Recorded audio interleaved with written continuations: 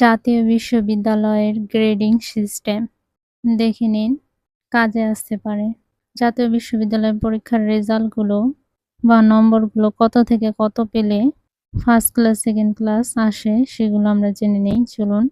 Mark range, grade point, letter grade, division. Mark range যখন ৮০ থেকে ১০০ এর মধ্যে থাকবে তখন grade point 4.00, letter grade A+, division first class. যখন ৭৫ থেকে ৭৯ পর্যন্ত থাকবে তখন grade point 3.75, letter grade A grade, division first class. যখন ৭০ থেকে ৭৪ এর মধ্যে থাকবে তখন grade point 3.50, letter grade A-, division first class. যখন ৬৫ থেকে ৬৯ এর মধ্যে থাকবে তখন grade point 3.25, letter grade B+, division first class.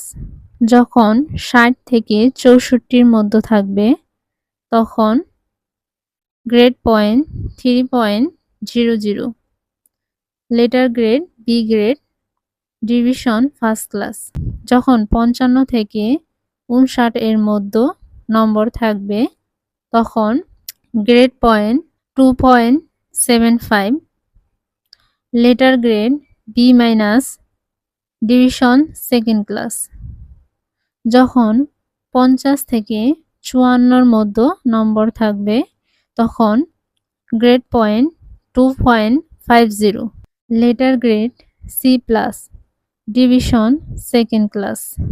যখন ৪৫ থেকে ৪৯ এর মধ্যে নম্বর থাকবে তখন grade point 2.25, letter grade C, division second class.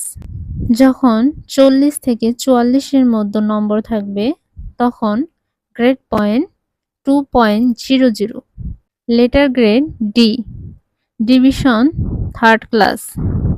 যখন 0 থেকে ৩৯ এর মধ্যে নাম্বার থাকবে তখন grade point 0, letter grade fail, division নন।